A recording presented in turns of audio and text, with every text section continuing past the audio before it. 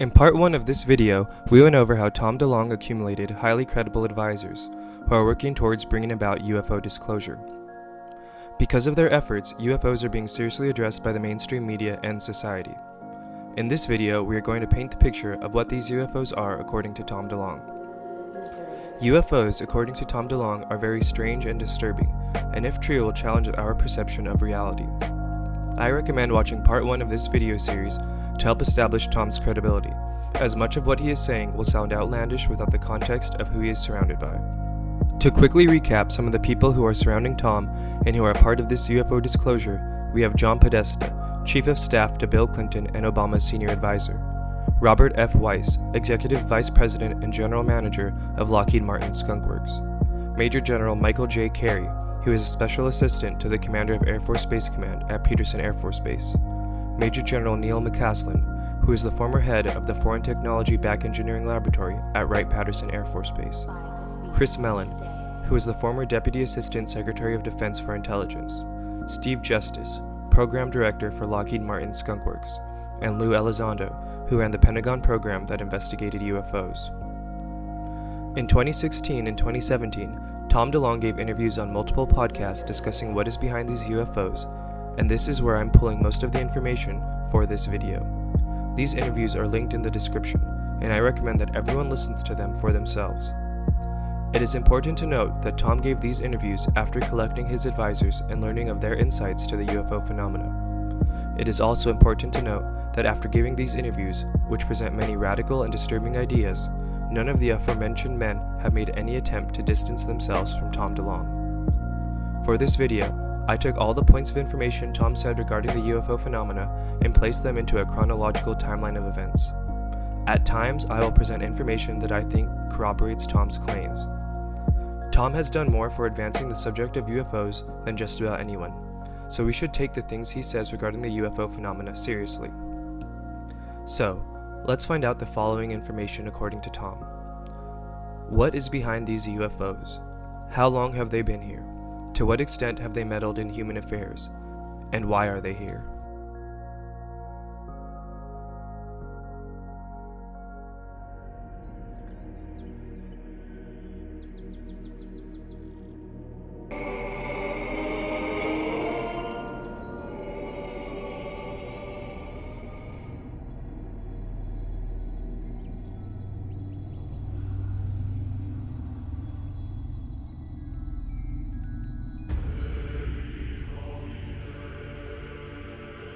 Tom DeLonge claims that the universe is teeming with life. There are intelligences that exist at different levels on a lot of different planets. Different groups of intelligent life seem to be interested in Earth and in humans. Tom DeLonge says his advisors do not call the UFO phenomena aliens, but refers to them as the others. The others have been on this planet since the beginning, containing both extraterrestrial and interdimensional aspects. They're in our oceans, they're on our moon, and they might be underground in certain places.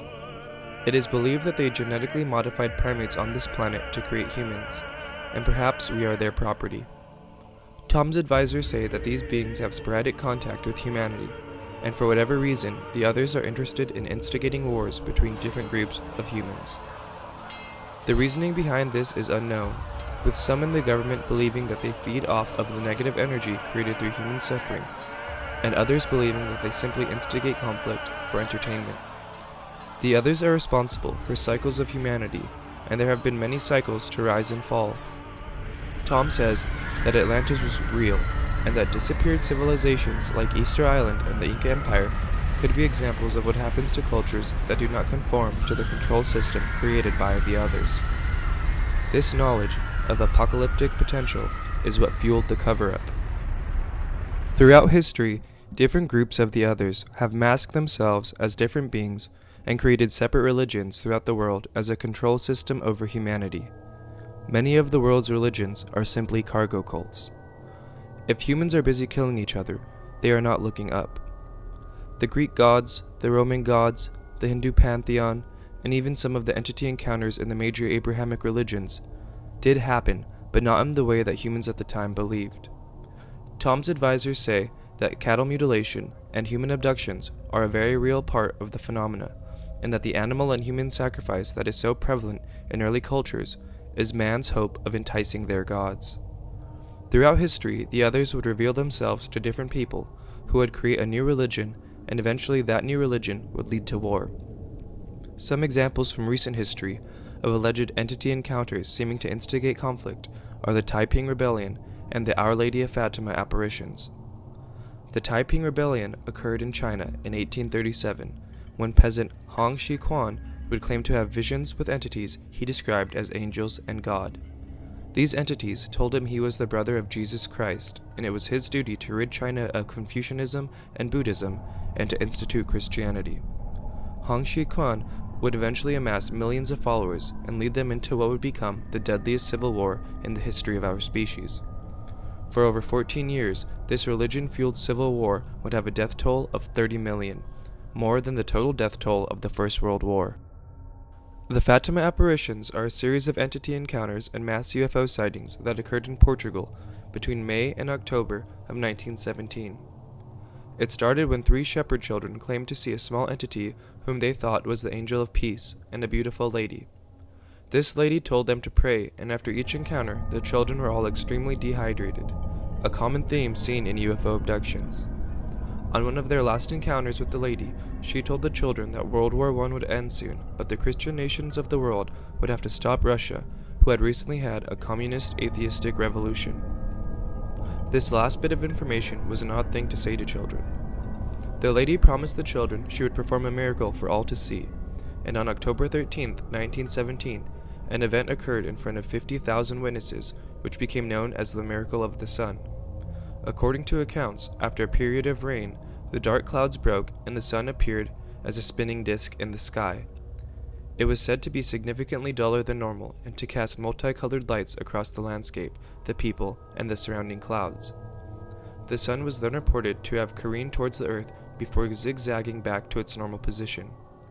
This apparent miracle would be one of the largest mass UFO sightings of the early 1900s.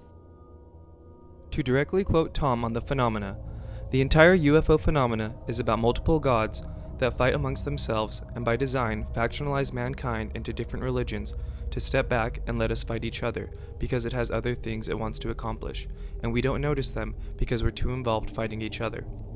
Our government knows this.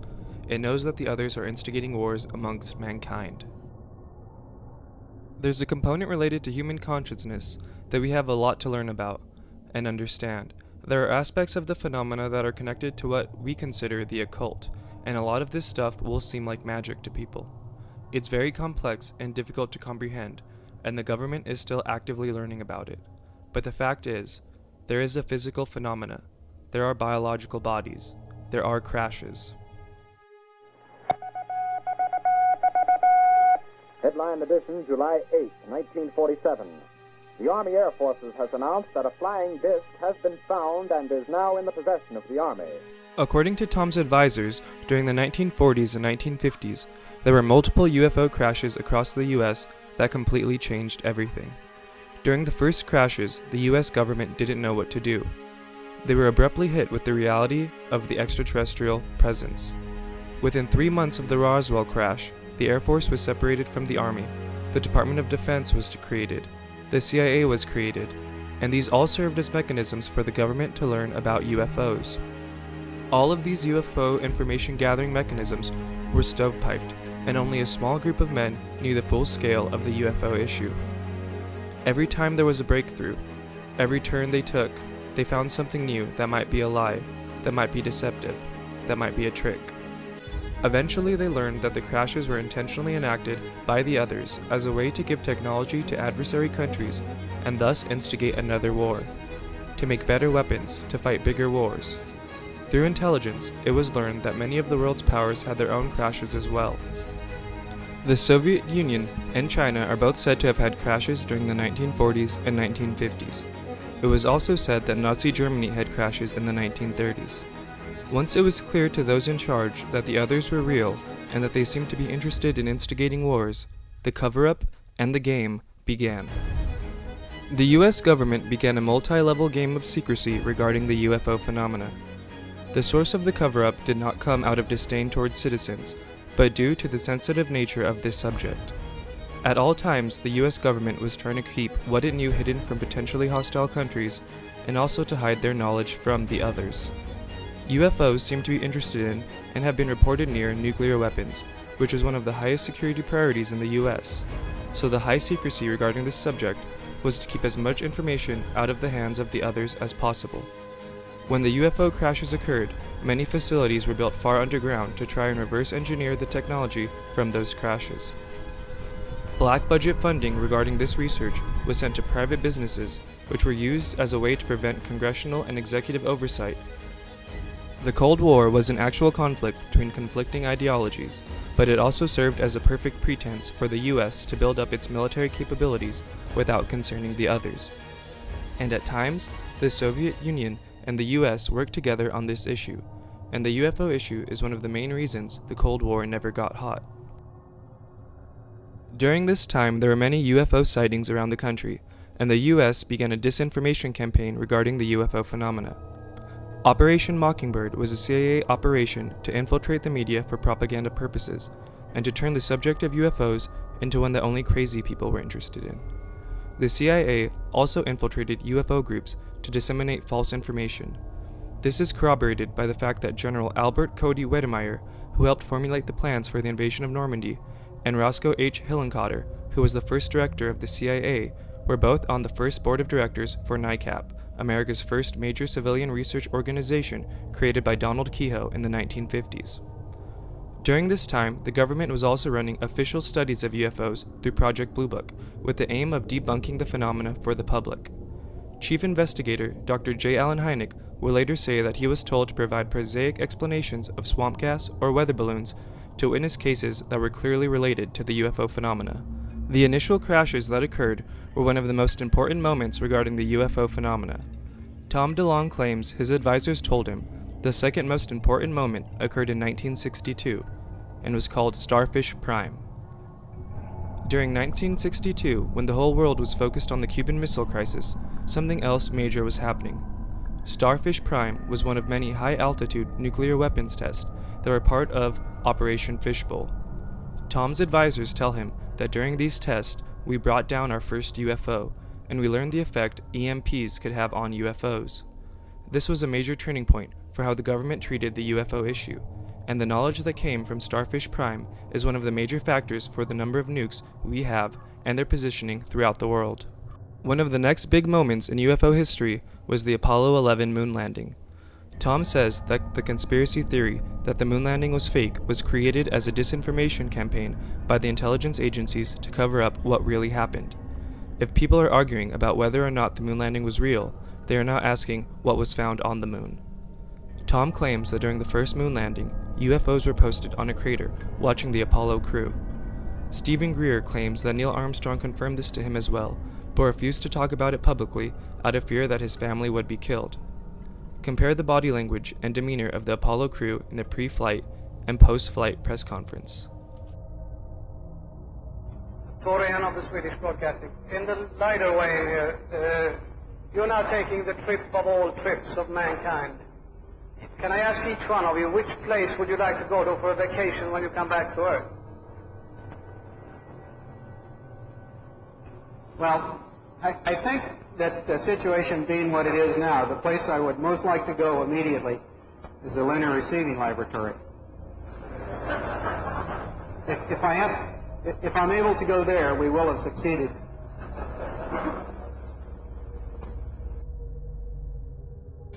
At this time, I'd like to introduce the Apollo 11 crew, astronauts Neil Armstrong, Michael Collins, Edwin Aldrin.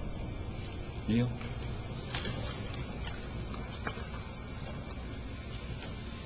It was our pleasure to have participated in one great adventure. It's an adventure that took place not just in the month of July, but rather one that took place in the last decade. We all here and the people listening in today had the opportunity to share that adventure over its developing and unfolding in the past months and years. It's our privilege today to share with you some of the details of that final month of July that was certainly the highlight for the three of us of that decade. Tom says that during this time, UFOs were flying around nuclear weapons, and at times turning them off and on in an attempt to instigate conflict. There are many eyewitness testimonies of nuclear launch officers to corroborate this piece of information. My video on Robert Hastings explores the UFO nuclear connection in greater detail. Tom says that the Strategic Defense Initiative Reagan attempted to create was to deal with the UFO phenomena. His cryptic speech at the UN in 1987 seems to allude to him knowing about the foreign nature of the others and the foreign nature of their interest in instigating conflict amongst mankind. In our obsession with antagonisms of the moment, we often forget how much unites all the members of humanity. Perhaps we need some outside universal threat to make us recognize this common bound. I occasionally think how quickly our differences worldwide would vanish if we were facing an alien threat from outside this world. And yet, I ask you, is not an alien force already among us? What could be more alien to the universal aspirations of our peoples than war and the threat of war? During Bush Jr.'s administration, different groups within the intelligence community were very aware of the UFO topic, and it was a big element to consider in their decision-making. To directly quote Tom, "When we make big statements about Iraq, Iran, or North Korea, it is because we are aware that those places are being manipulated and have very advanced technologies now, so we're trying to keep everyone calm and not initiate a conflict. We're constantly looking over our shoulder, and in the middle of that, trying to tell people about it." His advisors say that one of the reasons disclosure is happening now is due to the fact that civilian aerospace companies will inevitably see structures on the moon and start asking questions. Tom also claims that the main reason disclosure is happening now is by design of the others. Originally, Hillary Clinton was going to be the disclosure president, which is why she was openly discussing UFOs during the 2016 presidential campaign. Her losing that election was a minor setback for the disclosure plan, but ultimately, it is still continuing without her. And that is where we are today. Tom and the rest of this disclosure group's mission is to help the government release the complex truth of the UFO phenomena over a period of years. Because of Tom and his efforts, UFOs are being seriously discussed in the mainstream media for the first time. This Phase 1 disclosure we are in seems to be focused on getting the public to accept that